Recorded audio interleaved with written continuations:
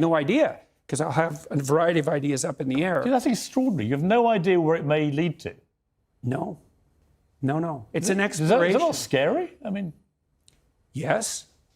But, there's an idea that the truth will set you free, right? And that's a very strange idea, because you could imagine that I could come here and I could decide there are things I want to do to promote my books, let's say, and I could tilt our conversation towards that, or I could just say, well, I'm going to pay attention to what's going on here, and I'm going to see what happens, and I'm going to say what I think, and then I'm going to assume that whatever the outcome is the right outcome, because it was based on something approximating the truth. Ultimately, what is your goal? What is the point of Dr. Jordan Peterson? What do you hope to achieve through what is now huge global fame? I hope to encourage people. Other than that, I want to see what happens. I want to say what I believe to be true as clearly and carefully as I possibly can, and I want to see what happens as a consequence. And what people don't understand about that, in some sense, is your happiness. The purpose of your life is not going to be happiness. Sometimes it is. Then I don't know whose adventure you're having, but it's not yours. See, I'm on this show, Piers Morgan Uncensored, because ironically I got censored. I was doing a morning show at another network, and after the Meghan Markle Prince Harry interview on Oprah Winfrey, I said I didn't believe a word that she was saying, Meghan Markle. And I was told I had to apologise for this. And I said, well, why would I apologise for an honestly held opinion? There's a question. I didn't believe it. But I was told either you apologise or you lose your job. Yeah. So I took the losing the job option rather than compromise my free speech idea. Was that a good idea? Yes, I think so. Well, because ultimately I think you've got to be true to yourself. Well, right? Or you're true to something else. Well, I think we're in a weird world, actually driven by people like Meghan Markle, where she talks about my truth.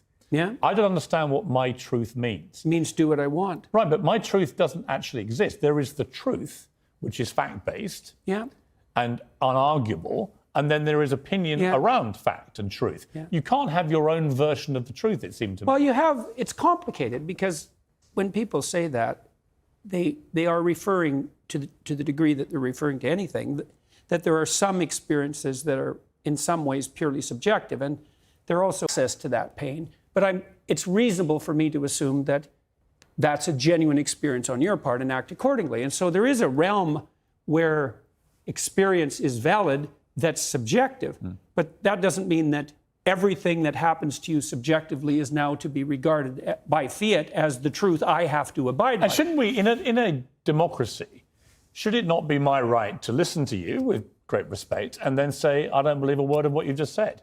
Well, it's also your responsibility. It's not just your right. And it's also one of the things people don't understand is that ability of the other person to oppose or rein in or satirize or dance with or joke or play with, all of those things, they're also what keeps you together and sane, because we all have a tendency to drift in our weakest place, let's say.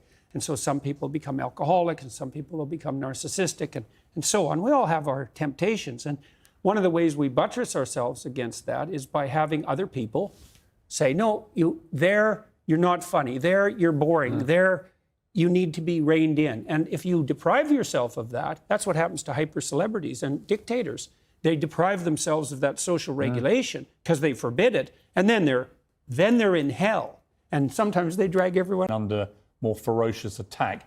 Not in places you would expect, like authoritarian regimes, but actually in democracies. I never thought I'd come to a day in my lifetime where people were literally being fired or in some cases imprisoned for expressing honestly held opinions, even if I find those opinions grotesquely wrong or offensive. It's worse than that. People underestimate the significance of this, because we're not having a fight about who has the right to speak freely. That's nothing. That's a peripheral problem, even though that can be serious in and of itself. We're having a fight about whether or not your claim that free speech exists is nothing but a masquerade for your willingness to dominate and use power. And so if I was taking that tack, I'd say, it's all well and good for you to speak about free speech, but look, you're white and you're middle class and you're British and you're privileged, And you have this theory about free speech that your ancestors derived, but the only reason they ever derived that to begin with is so they could exercise their power. There's no such thing as free speech. That's just a lie to mask a power claim. And that's a way worse cynical criticism of the notion of free speech than you can't speak because I don't agree with I mean, it's a form of fascism about that mentality. When you have a cancel culture, which is driven by if you don't agree with what I say, you're going to get shamed, vilified, cancelled, fired, maybe even imprisoned. That is actually what fascist regimes do to people, to their populace. Yeah, but the fascists are more straightforward about it because they basically come out and say something like, shut up or we'll beat you. Right. Whereas the compassionate types who are narcissistic compassionate types, they come out and say, well, we're really trying to save the world, and we're acting in everyone's best interest, and we think it would be better if you should just, regulate what you say, because if you don't, you're not a good person. And so it's much more. I'd take the fascist bully over the compassionate narcissist anytime. They're way more straightforward. I mean, we live again in an era where the hashtag be kind almost invariably is used by people who are the least kind people I think I've ever encountered. In other words, people that love to be utterly vicious. Yeah, well, kindness. And yet they hide behind this fake persona of hashtag be kind. Yeah. Well, kindness is tricky, because one of the things you deal with very commonly if you're a clinical psychologist, apart from depression and anxiety, is, behavioral. Then I'm not a good person. It's like, no, a good person does a little for you. Like if I'm acting properly with you, say in this conversation, there's something in it for you and there's something in it for me, right? And we want that to be reciprocal. And so the cost of me bending too far in your direction is that I'll become bitter and resentful and conniving. And resentment is an unbelievably toxic state of being. Take a short break. I want to come back and talk to you about a random collection of people. Cristiano Ronaldo, the most famous footballer on the planet, the greatest in my opinion. Also a head teacher, Catherine Berbelsing, where you went to her school and all hell broke loose. And also Olivia Wilde, who's made a movie in which she said it's about you because you're the bad guy that drives some of the worst human beings on planet Earth. Yeah. We'll talk about all those things after the break. Welcome back to this special edition of Piers Morgan Uncensored, one-on-one with Dr. Jordan Peterson. So a weird thing happened about 2 weeks ago. I was on Instagram and suddenly up popped this picture. And it was you with a friend of mine, Cristiano Ronaldo, the football genius, greatest player to ever play the game as far as I'm concerned. And you'd been to see him just privately. And he was saying how great it was that he'd met you and you'd gone there. And all his equipment for keeping himself in tip-top condition. And we talked a bit about his companies, but mostly we talked about what he wanted in the future and some of the obstacles that he's facing while pursuing that. And so we had a strategic conversation, I would say, on those topics for about 90 minutes. Were you, in a way, the Ted Lasso figure in his life? Well, that's what it felt like. He didn't realize he was missing? Yeah. Well, I think maybe he did realize that he was missing it because he seemed to have found it to some degree in those lectures. And so, I always like to hear not only what people are up to, but what they want. And one of the things I loved about my clinical practice, which was very much predicated on this, like, well, you're miserable, let's say, and not to say that he was, because he has a good life in many ways, but if you could envision a path forward out of your misery, let's say, to somewhere better, what would that look like? And it's not a question people ask themselves with enough depth. And then, having developed that vision, what are the strategies that might be put in place to make that more likely? And again, not in a manipulative way, but if you had to conduct yourself in the proper manner to bring about this desirable end, or at least to move towards it, how would you organize your behavior? When someone like Cristiano, who, we know what the personal problem was, he'd lost a baby, we're at the home of the greatest football player of all time, and you're genuinely helping him. I mean, Ronaldo is known as one of the most mentally strong athletes has ever been. Yeah, right. Not just physically, but mentally strong. And yet he needed someone like you to help him. I find that really fascinating. Well, I don't know if he needed me because he's a pretty competent guy, but you can always, and this is something that very competent people do, you can always improve on the edge, And so his life is very well put together, and he had some trouble, but people do. But we talked a lot about what he wanted, how he wanted his career to end in the most graceful possible manner, and how that might be optimized. And so I hope you told him very well. to sign for Arsenal in the January transfer window, did you, Jordan? No, I didn't give him. I try not to give people advice. But, I mean, I'm curious on that because he's obviously reaching not the end of his career by any means. He's still a world-class player, and he's incredibly fit, so he could play for another 3-4 years perhaps. But what is an end game for someone who's achieved everything in the game? Yeah, well, that's a good question. It's hard for people who have had a stellar career, especially one that's to some degree predicated on youth, to figure out what to do with the rest of their life. Now, he's well set up because he's a very canny businessman, and he has a young family, and he has lots of friends, and as far as I can tell, and every game has a referee because someone has to enforce the rules. And she's a very, very sophisticated referee, and she's playing an unbelievably sophisticated game, and the students are so alert and on target. Their attention is so well regulated by themselves. Like, for example, when we walked into her classrooms, we walked into about 7, we were led around by 3 relatively small kids who were very articulate and together and attentive and polite and focused. When we walked into her classes, the students didn't turn their eyes away from their teacher to look at us. There was no buzz of conversation. They were just focused on their teacher. And their teacher was focused too. It's like we could walk in and the whole thing just continued around us. And that was really something to see. And fast-paced, man. The teachers were spitting out information as fast as I've ever heard anyone spit out information. And the students were reacting just like it was choreographed. And the truth is, it works. I mean, recently this school... Yeah, well, that's annoying. Yeah, right. Well, it's annoying for those who immediately howl, this is disgusting, these poor kids and so on. Oh, yeah, those poor kids. 80% of his students achieve 4+ C or more in their GCSEs, a very good results, despite being non-selective. Right, that's a big deal. A huge deal. And yet she gets... Like narcissistically compassionate about it. So, and that's certainly the situation she's in.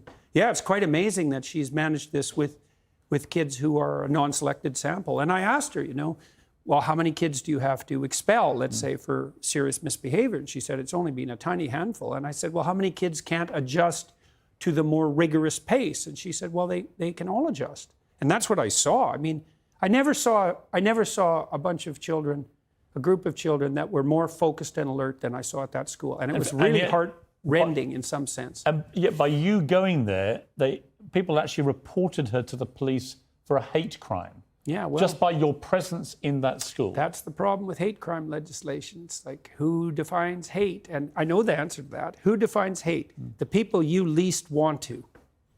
So, you want hate crime legislation? You just better keep in mind who's going to define what constitutes hate. And then you think about the people you're enabling, these rat finks, these people who didn't learn not to tattletale on their peers when they were children, who run to totalitarian authority to wield their resentful power. Now that's all part of the legal code. It's like, well, we'll see where that goes. Well, we know where it goes. It goes so that, demented half-wit will end up. It's terrifying, actually, that should happen in a democratic society. Let me ask you about kids. By kids, I mean young adults, really, and then into their 20s, trying to form their way through life. One of my favourite movie clips is Rocky Balboa, who's probably the non-intellectual version of Jordan Peterson in many ways, because he said this to his son, who was getting a bit spoiled and entitled and moaning about being Rocky's son and so on. And he says this to him. I love that speech. Yeah, it's good. What do you think of it? Well, that ethos was what lifted up Sylvester Stallone to stardom very rapidly with his first movie. And what do I think about that? I think that young people are literally dying for that message. I mean literally, they're so demoralized. It's just beyond belief. And so one of the things that's been painful about what I've been doing with my wife as we've traveled around the world for the last number of years is to see how desperate people are for an encouraging word. Let's take a break and find out what that encouraging word should be. I want to know why a lot of young people are very anxious about life. Why is that, and what's the best way for them to come through it? Yep. Well, welcome back to, for want of a better phrase, this idea that actually your life is defined not so much by success, because you're everyone's friend when you're successful, but by the knocks you inevitably are going to get, whether it's through losing loved ones, losing a job, losing a car, whatever it may be. You're going to get hit by blows in your life of differing magnitude. And I've always believed that how you deal with the downside of life really defines how you lead the rest of your life. Well, the clip is very interesting because it starts out with the admission that life is brutally difficult and sometimes unbearably brutally difficult. And you can see the progressives playing with that notion. It's warped into this sense of victimization, but it does reflect some understanding of the underlying tragic reality of life. And so it's good to get that right out on the table to begin with. Say, well, you're miserable, you have your reasons, and they might be deep reasons.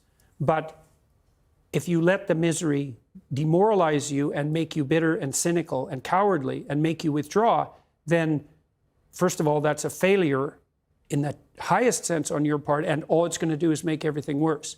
And then you might think, well, what do you have to respond to that? How do you respond to that? If a crocodile ate somebody on a golf course in Florida, the chances are I would never have heard about it.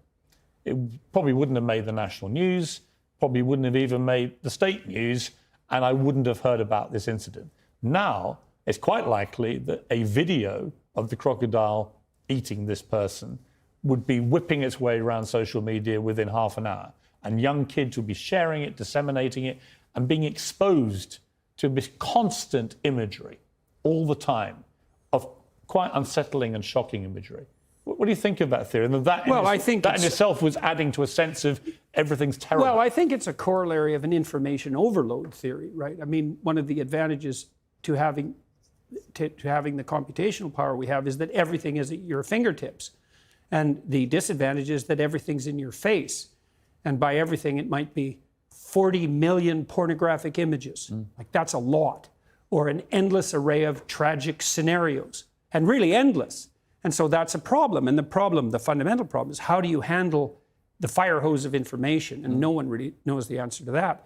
But we should also point out that it's no wonder that young people are demoralized and anxious, because we're doing everything we can to demoralize them and make them anxious. So for history has done nothing but oppress and exploit people and destroy the planet. And so that any manifestation of that masculine impulse on your part is equivalent to the world-destroying force. Well, all masculinity now is branded toxic. Yeah. And I remember, I think the key moment for me came when Gillette, who'd always had these very masculine commercials with the big guy cuddling a baby or whatever it may be, they suddenly switched gears and did a campaign where it started with a lot of Me Too imagery and basically the assumption that all men are awful until they can prove otherwise. And I predicted in a column this would be a complete disaster for them. And sure enough, $9 billion later, they did a screeching U-turn and went back to the big guy cuddling the babies. Because actually, two things I think about that. One, most men are not awful, actually. And secondly, not all the time. No, some men are, obviously.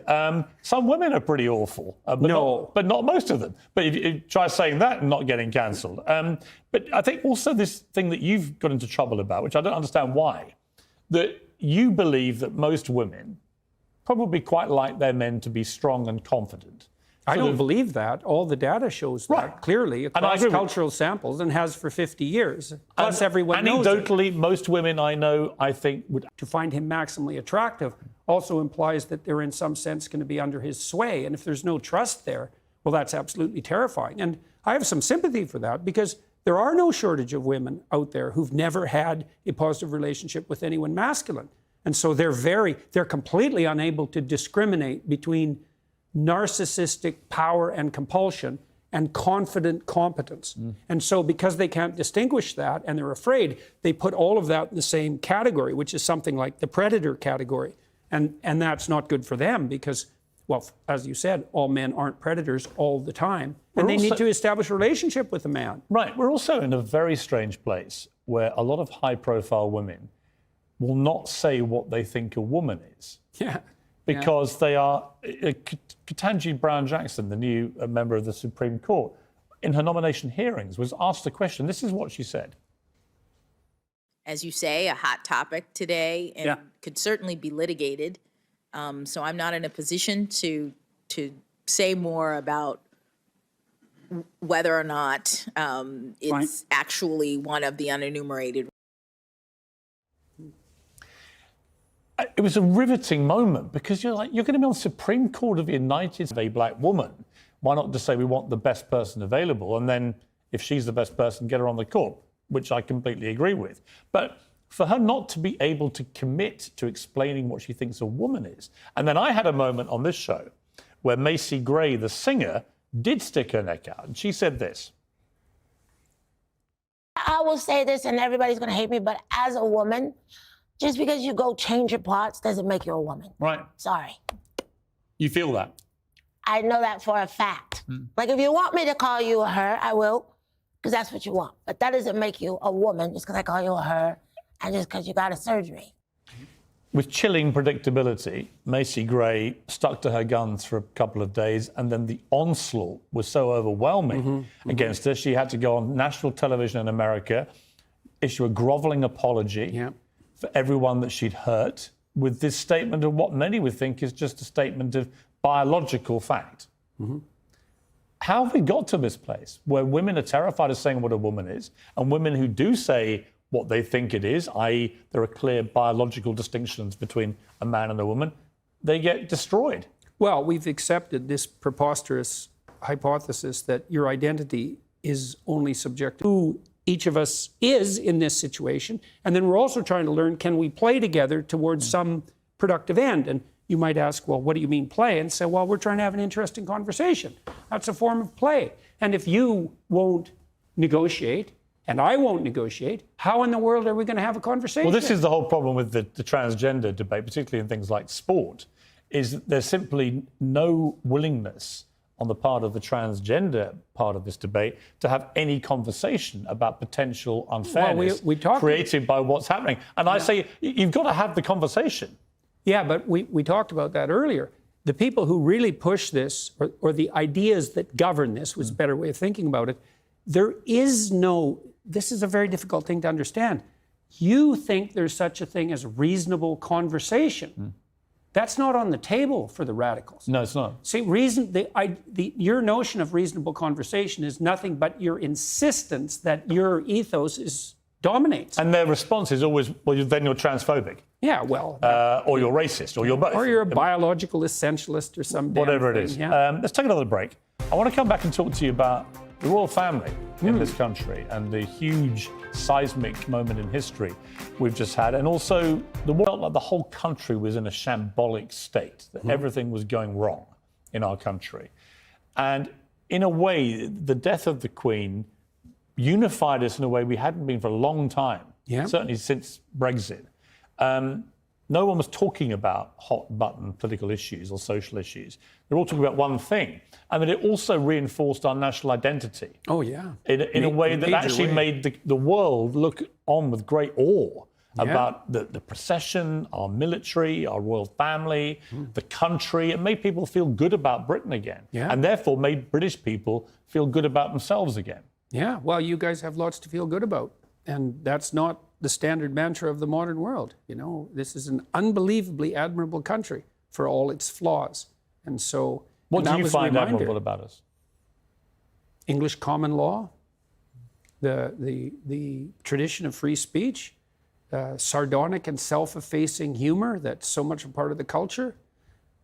Our ability to queue for 13 hours politely to see a woman lying in state who's not even a member of our family. Right. Well, and to do resilience, well, and to do that peacefully, and to do that in a spirit of mutual goodwill, and come to a place like London. It's unbelievably that's been exacerbated, that problem, by the fact that my family and I have been the targets of very conniving and attacks.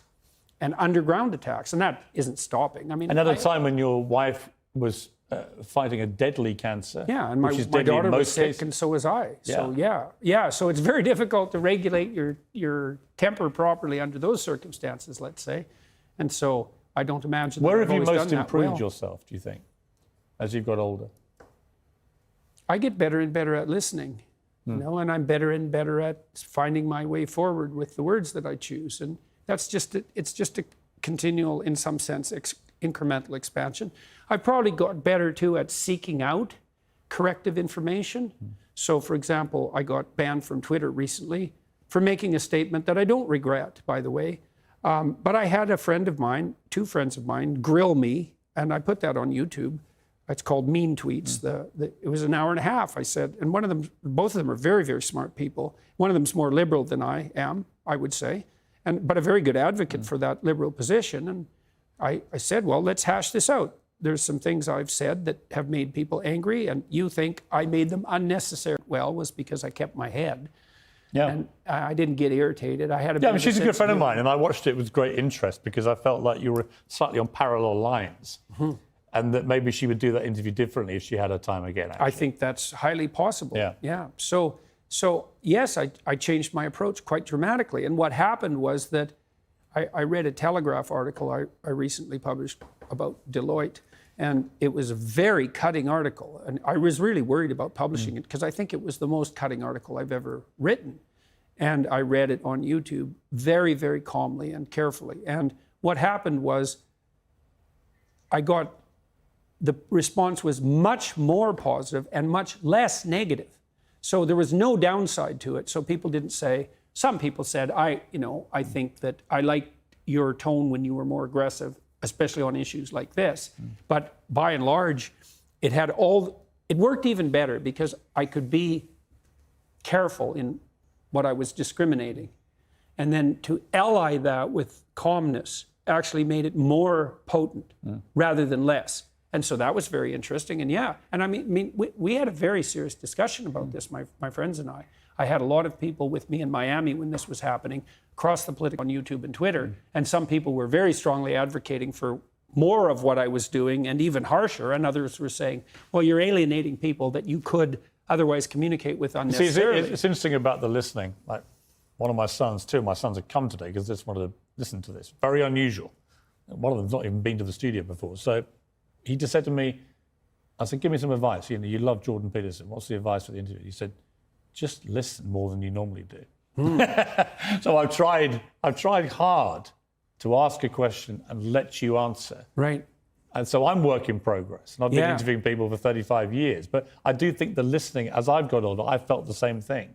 That it's a real skill, man. Listening is a powerful tool, actually. Oh, yeah. Well, there is nothing that people like more and need more than to be listened to. And that's partly why the left clamors all the time. It says, look, there's all these people who aren't being listened to. It's like, there are a lot of people who aren't being listened to. They're absolutely right. There's no doubt about that. And I've dealt with people who were extraordinarily marginalized, so to speak, in my clinical practice. And some of those people, to straighten out their minds, they need like 10,000 hours of listening.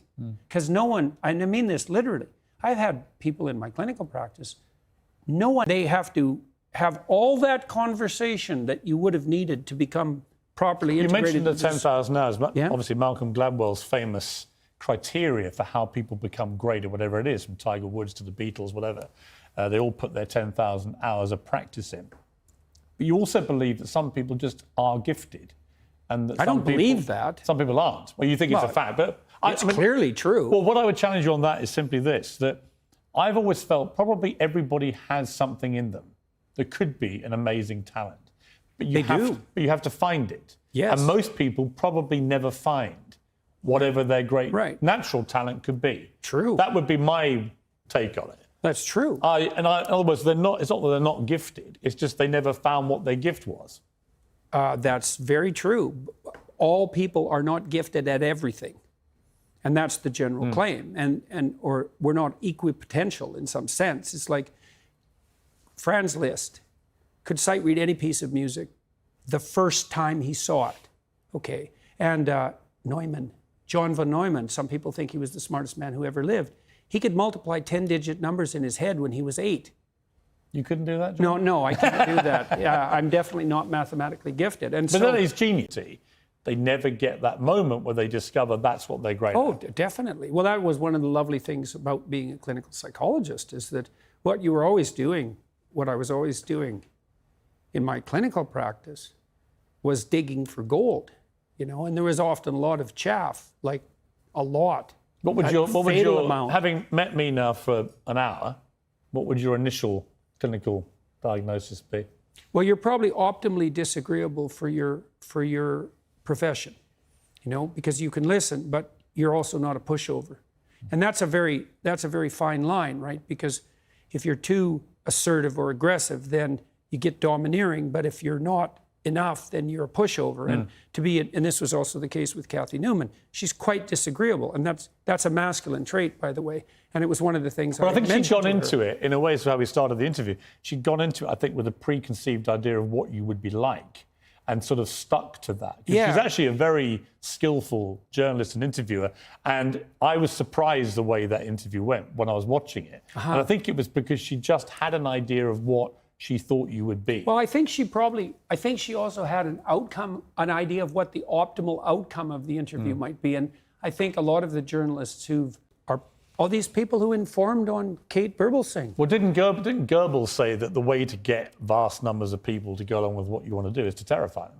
Yeah, you can do hold that. a grip of terror over them. Oh, yeah, but... And in a way, that's what Putin's now doing with the Russian people, where he's going back now into a position of they're all trying to get us, they want to attack us, they want to take us over. He's terrifying his people to rally support for what at the moment is a conflict he has started, which is not going the way he assumed. Well, the most, what would you say, the wisest commentators on totalitarian states, like Solzhenitsyn, and many psychological commentators, Jung was a good example of that, made a very straightforward case that you can't have a totalitarian state unless every single person is willing to lie about everything all the time. And you can think about that as top down because the leaders lie too. And they also enforce punishments if you don't lie. But then you can also think about it. The totalitarian spirit is replicated at every level of the society. And so in a truly totalitarian state, husbands lie to their wives and parents lie to their children. And the totalitarian state is actually the grip of the lie. And so, and people will certainly go along with that. I mean we're seeing that emerge here with cancel culture. It's like lie or else. I just don't understand. I don't understand that. Well, what do you mean we're going to win? What are we going to win here exactly? Well, I guess a victory would be that the Russians retreated from Ukraine. With Ukraine in ruins. Right. Well, with large okay, parts fine. of it. That's a hell of a victory. Like, I think Putin could manage that because I think he could tell his people, and I think they might buy it. It's like, we accomplished our objective. We devastated Ukraine and we kept it out of the hands of the West. And that's not great. It's not what we had hoped for, but it's better than the alternative. And I think they would buy that. And I think when Putin went into Ukraine, I thought a bunch of things, which I made a YouTube video about that people criticized like mad. I thought, okay, well, what's happening here? Oh, I see. His end game for failure is that Ukraine is left in a smoking ruin. Oh, that's a victory. So then he can lose with impunity. Right. So how can we win? We can't win against Vladimir Putin anyways, because you cannot win against someone you cannot say no to. Period. And we can't say no to Putin because we sold our soul for his oil and gas. And we did that to elevate our moral stature in relationship to saving the planet. And wrote a book called Superabundance. He's done the economic calculations, and he calculated that every single baby born now will produce 7 times as many resources as they will consume. And you think, well, how can that be? It's like, well, it's not a zero-sum game, folks. And maybe there's enough to go around. Well, there is. Maybe there's more than enough to go around because we can become hyper-efficient. And you think, well, what's the evidence for that? It's like, well, there's twice as many people as there were when I was a kid, and everyone's way richer. So how about that for evidence? So Professor Stephen Hawking, before he died, gave me his last television interview, and he said that the biggest threat to the future of mankind was when artificial intelligence learned to self-design. What do you think the biggest threat to mankind is? narcissistic compassion. Now, AIs, it's a threat too, but if we had our act together ethically, it's possible that AI could become a useful servant rather than a tyrannical master. You don't want to automate your tyrannical masters. And that's the danger. That's one of the dangers of AI.